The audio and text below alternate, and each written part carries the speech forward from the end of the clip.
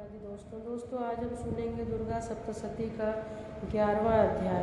11वें अध्याय में देवताओं का देवी की स्तुति करना और देवी का देवताओं को वरदान देना। महर्षि मेधा कहते हैं, दैत्य के मारे जाने पर इंद्रादि देवताओं अग्नि को आगे करके कात्यायनी देवी की स्तुति करने लगे। उस समय अभीष्ट की प्राप्ति के कारण उनके मुख खिले हुए थे। देवताओं ने कहा, हे शरणागतों के दुख दूर करने वाली देवी, तुम प्रसन्न हो। हे संपूर्ण जगत की माता, तुम प्रसन्न हो। विश्वेश्वरी, तुम विश्व की रक्षा करो, क्योंकि तुम इस चर और अचर की ईश्वरी हो। हे देवी, तुम संपूर्ण जगत की आधार रूप हो, क्योंकि तुम पृथ्वी रूप में भी स्थित हो और अत्यंत पराक्रम वाली देवी हो। तुम विष्णु की शक्ति हो और विष्णु की बीज परम माया हो, और तुमने ही इस संपूर्ण जगत को मोहित कर रखा है। तुम्हारे प्रसन्न होने पर ही यह पृथ्वी मोक्ष को प्राप्त होती है। हे देवी, संपूर्ण विद्याएं तुम्हारे ही भिन्न भिन्न स्वरूप हैं। इस जगत में जितनी स्त्रियां हैं वह सब तुम्हारी ही मूर्तियां हैं। एकमात्र तुमने ही इस जगत को व्याप्त कर रखा है। तुम्हारी स्तुति किस प्रकार हो सकती है, क्योंकि तुम परम बुद्धि हो और संपूर्ण प्राणी रूप स्वर्ग और मुक्ति देने वाली हो। अतः इसी रूप में तुम्हारी स्तुति की गई है। तुम्हारी स्तुति के लिए इससे बढ़कर और क्या युक्तियाँ हो सकती हैं। संपूर्ण जनों के हृदय में बुद्धि रूप होकर निवास करने वाली, स्वर्ग तथा मोक्ष प्रदान करने वाली, हे नारायणी देवी, तुमको नमस्कार है। कला काष्ठा आदि रूप से अवस्थाओं को परिवर्तन की ओर ले जाने वाली तथा प्राणियों का अंत करने वाली नारायणी, तुमको नमस्कार। हे नारायणी, संपूर्ण मंगल रूप वाली, हे शिवे, हे संपूर्ण प्रयोजनों को सिद्ध करने वाली, हे शरणागत वत्सला, 3 नेत्रों वाली गौरी, तुमको नमस्कार है। सृष्टि स्थित तथा संसार की शक्ति भूता सनातनी देवी, गुणों का आधार तथा सर्व सुखमयी नारायणी, तुमको नमस्कार है। हे शरण में आए हुए शरणागत दीन दुखियों की रक्षा में तत्पर, संपूर्ण पीड़ाओं के हरने वाली, हे नारायणी, तुमको नमस्कार है। हे नारायणी, तुम ब्रह्माणी का रूप धारण करके हंसों से जुते हुए विमान पर बैठती हो तथा कुश से अभिमंत्रित जल छिड़कती रहती हो, तुम्हें नमस्कार है। महेश्वरी रूप से त्रिशूला, चंद्रमा और सर्पों को धारण करने वाली, हे महावृषभ वाहन वाली नारायणी, तुम्हें नमस्कार है। मोरों तथा कुक्कुटों से घिरी रहने वाली, महाशक्ति को धारण करने वाली, हे कौमारी रूप धारिणी निष्पाप नारायणी, तुम्हें नमस्कार है। हे शंख चक्र गदा और सांग धनुष रूप आयुधों को धारण करने वाली वैष्णवी शक्ति नारायणी, तुम हम पर प्रसन्न हो, तुम्हें नमस्कार है। हे दांतों पर पृथ्वी धारण करने वाली वराह रूपणी कल्याणमयी नारायणी, तुम्हें नमस्कार है। हे उग्र नृसिंह रूप में दैत्य को मारने वाली, त्रिभुवन की रक्षा में संलग्न रहने वाली नारायणी, तुम्हें नमस्कार है। हे मस्तक पर किरीट और हाथ में महावज्र धारण करने वाली, सहस्र नेत्र के कारण उज्ज्वल वृत्तासुर के प्राण हरने वाली ऐन्द्री शक्ति, हे नारायणी, तुम्हें नमस्कार है। हे शिवदूती स्वरूप से दैत्यों के महामत को नष्ट करने वाली, हे घोर रूपा वाली, हे महाशब्द वाली, हे नारायणी, तुम्हें नमस्कार है। दाढ़ों के कारण विकराल मुख वाली, मुंडमाला से विभूषित मुंडमर्दनी चामुंडा रूपा नारायणी, तुम्हें नमस्कार है।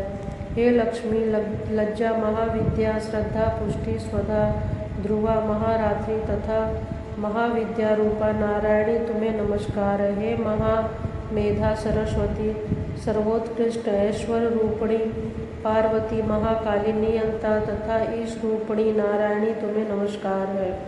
हे सर्वस्वरूप, सर्वेश्वरी, सर्वशक्ति युक्त देवी, हमारी भय से रक्षा करो, तुम्हें नमस्कार है। हे कात्यायनी, तीनों नेत्रों से भूषित, यह तेरा सौभाग्य मुख सब तरह से डरों से हमारी रक्षा करता है, तुम्हें नमस्कार है। हे भद्रकाली, ज्वालाओं के समान भयंकर, अति उग्र एवं संपूर्ण असुरों को नष्ट करने वाला, तुम्हारा त्रिशूल हमें भय से बचाता है। तुमको नमस्कार है, हे देवी, जो अपने शब्द से इस जगत को पूरित करके दैत्यों के तेज को नष्ट करता है। वह आपका घंटा इस प्रकार हमारी रक्षा करे, जैसे कि माता अपने पुत्रों की रक्षा करती है। हे चंडिके, असुरों के रक्त और चर्बी से चर्चित जो आपकी तलवार है, यह हमारा मंगल करे। हम तुमको नमस्कार करते हैं। हे देवी, तुम जब प्रसन्न होती हो तो संपूर्ण रोगों को नष्ट कर देती हो, और जब रुष्ट हो जाती हो तो संपूर्ण वांछित मनोकामनाओं को नष्ट कर देती हो। और जो मनुष्य तुम्हारी शरण में जाते हैं उन पर कभी विपत्ति नहीं आती, बल्कि तुम्हारी शरण में गए हुए मनुष्य दूसरों को आश्रय देने योग्य हो जाते हैं। अनेक रूपों से बहुत प्रकार की मूर्तियों को धारण करके इन धर्मद्रोही असुरों का तुमने संहार किया है। वह तुम्हारे सिवा और कौन कर सकता है। चतुर्दश विद्याएं, 60 शास्त्र और चारों वेद तुम्हारे ही प्रकाशित हैं, उनसे तुम्हारा ही वर्णन है। और जहाँ राक्षस विषैले सर्प शत्रुगण हैं, वहाँ और समुद्र के बीच में भी तुम साथ रहकर इस विश्व की रक्षा करती हो। हे विश्वेश्वरी, तुम विश्व का पालन करने वाली विश्व रूपा हो, इसलिए संपूर्ण विश्व को धारण करती हो। इसीलिए ब्रह्मा, विष्णु, महेश की भी वंदनीय हो। जो भक्ति पूर्वक तुम्हारा नमस्कार करते हैं वह विश्व को आश्रय देने वाले बन जाते हैं। हे देवी, तुम प्रसन्न हो और असुरों को मारकर जिस प्रकार हमारी रक्षा की है, ऐसे ही हमारे शत्रुओं से सदा हमारी रक्षा करो। संपूर्ण जगत के पाप नष्ट कर दो और पापों तथा उसके फल स्वरूप होने वाली महामारी आदि बड़े बड़े उपद्रवों को शीघ्र ही दूर करो। विश्व की पीड़ा को हरने वाली देवी, शरण में पड़े हुए पर प्रसन्न हो। त्रिलोक निवासिनी की परम पूज्य परमेश्वरी, हम लोगों को वरदान दो। देवी कहा, हे देवताओं, मैं तुमको वर देने के लिए तैयार हूँ। आपकी जैसी इच्छा हो वैसा वर मांगो, मैं तुमको वर दूंगी।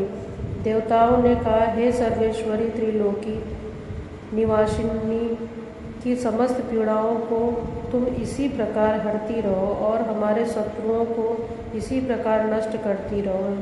देवी ने कहा, वैवस्त्र मनवंतर के 28वें युग में 2 और महा असुर शुंभ और निशुंभ उत्पन्न होंगे।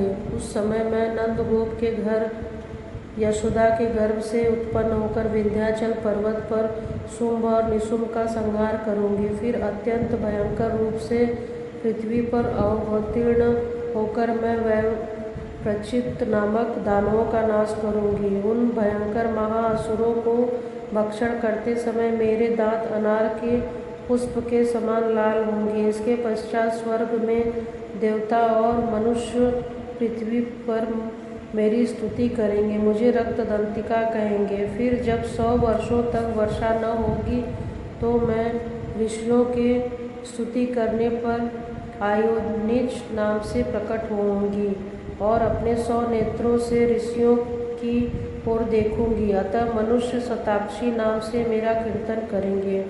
उसी समय मैं अपने शरीर से उत्पन्न हुए प्राणों की रक्षा करने वाले शावकों द्वारा सब प्राणियों का पालन करूंगी और तब इस पृथ्वी पर शाकंभरी नाम से विख्यात होंगी। इसी अवतार में मैं दुर्ग नामक महाअसुर का वध करूंगी और इससे मैं दुर्गा देवी के नाम से प्रसिद्ध होंगी।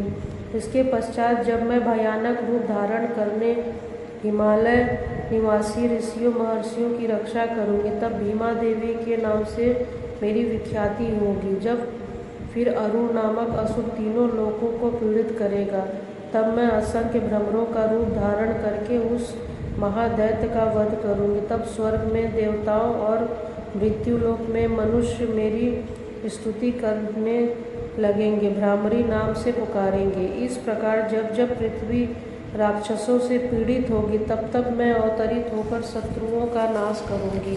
दोस्तों, महादेवी ने देवताओं को वर दिया। धरती पर जब जब असुर बढ़ेंगे तब तब देवी का अवतार होगा और शत्रुओं का नाश करेंगे।